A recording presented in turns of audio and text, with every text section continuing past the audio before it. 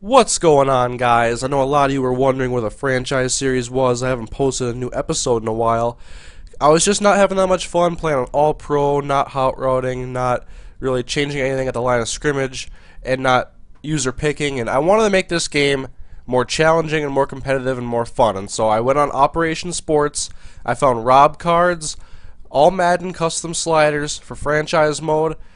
I will have the link to the sliders in the description. I'm using his computer and user sliders. I'm just not using his fatigue and auto subs or player threshold quite yet. And I didn't show the last two games. They were against the Chiefs and the Cardinals, and I just didn't like the way the games played. I mean, some people were saying that the hot and cold streaks didn't matter that much, but you guys saw how like my line play was when we were all on cold streaks, and then somehow I got all 5 of my offensive line starters to be on hot streaks, and I broke the single game rushing record with Adrian Peterson on the same sliders. And so I wanted to find really challenging all Madden sliders where I have to use pre-play adjustments, and it's a good competitive game from the computer because I have trouble having fun against the computer at times, so I just want to make this as hard and as fun as I can. And so these sliders are a great base. I'm not going to tweak them until maybe 4, 5, 6 more games because you don't want to mess with sliders after one game. Especially in franchise with hot and cold streaks, you're not going to have a good representation of how they're going to act in the long run by just playing one game with them. And I've played 2 of them so far. Here's the first against the Chicago Bears. And I'm really liking these sliders so far. I see some things I would like to tweak, but I don't want to mess with anything for another few games. And so next episode will be against the Green Bay Packers, who are actually struggling in this franchise because when you simulate, it's so messed up. The Packers are like 2-3 or 2-4 in this franchise. I'll show the standings probably in the next episode or the one after. I can't remember what I've already captured because I played these games like a week and a half ago. And the thing about franchise is, I can't have fun going 16-0 and winning the Super Bowl every season.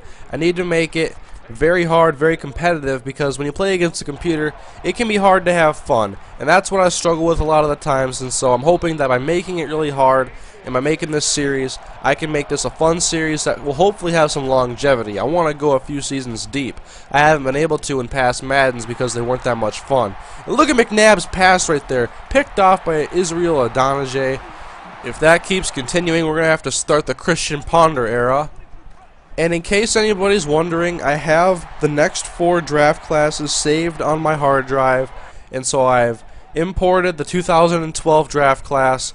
I have been scouting players mostly at the offensive line and wide receiver and in the secondary.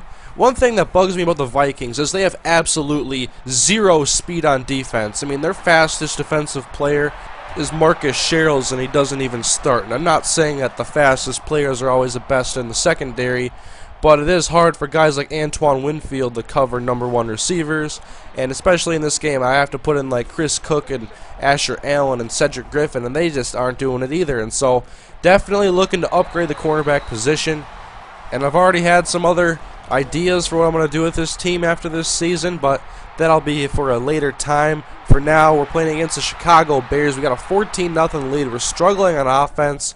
We're not getting a lot of first downs, and the Bears have the ball right now, and Cutler's out of the gun, and just no pass rush whatsoever. All Cutler has to do is buy time, and then he finds the open receiver, Johnny Knox. And now they're at my 26-yard line. Cutler's still out of the gun, and he just goes to the end zone. And I was controlling Hussein Abdullah, not that he could cover Devin Hester anyways. It's a touchdown for the Bears, and they're up 21-0. Trying to get anything I can before the half, and looking for Emmanuel Arsenault, and McNabb launches a freaking rainbow over his head. It was a rough day. 3rd and 4 in the second half now. McNabb trying to extend the chains, but he is sacked on the play. Israel Adonijah with a huge day.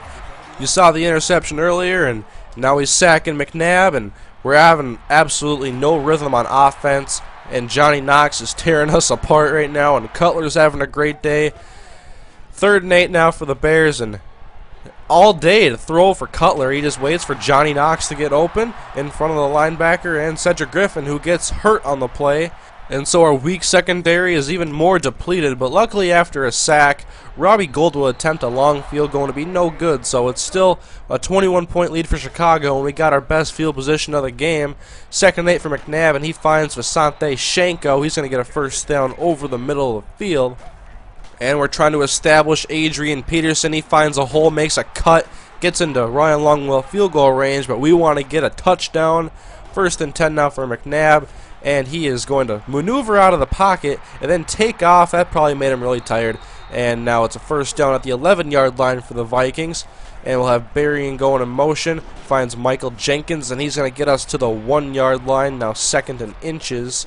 And then we're going to pound the ball. Toby Gerhart, he gets a touchdown. So it's 7-21 in favor of the Bears. And Gerhart's awful excited about that. But if we were going to get back in this game, our defense would need a couple more stops. 3rd and 5 for Cutler, and he finds Devin Hester working on Chris Cook for a 1st down. The Vikings cornerbacks are not meant to cover these speed receivers that the Bears have. And now Forte, he's going to go on 3rd and 2 and power his way for a 1st down, so the Bears got something in business. At the Minnesota 46-yard line, Cutler on the right side, and Devin Hester wide open.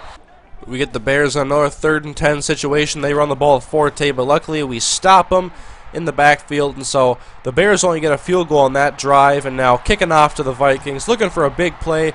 It's going to Lorenzo Booker, who will field it at the 2-yard line and take it up to the 16, where he breaks his ribs and is going to miss a few games. And so luckily we kept Caleb King on this team, so we have a 3rd down back in place, but Caleb needs to step it up and make some plays.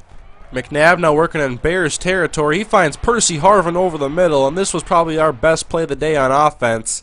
That's a 47-yard touchdown to Percy Harvin, the explosive playmaking wide receiver out of Florida. But the Bears had their way with us in this game, and they get the victory. And so the Vikings have some work to do before they're going to be competitive in this division again. Israel Adonijah with a huge day, 3 sacks and an interception. He is your player of the game, and I'm going to be showing the statistics after each game so that you can see how these sliders are affecting the players and if the stats are realistic. Cutler threw 400 yards. It's not really unrealistic against the Vikings defense. And what I like is these running stats. I mean, for one, the Bears were actually able to run the ball on me, and neither running back had over 100 yards. And we'll go to the wide receivers.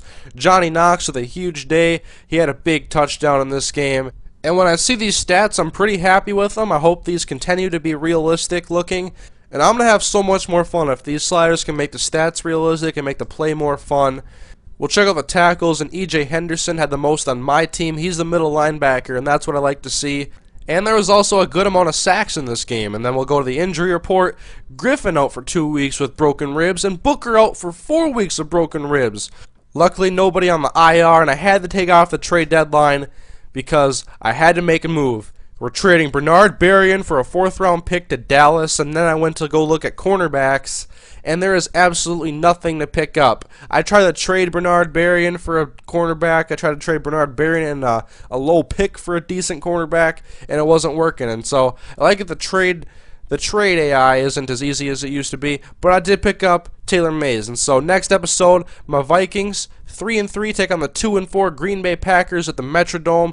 I hope you guys are enjoying this series. I know I'm having a lot more fun with it with these sliders. And so I hope you guys enjoyed the video. Give it a like if you enjoyed it, and I'll see you guys in the next episode.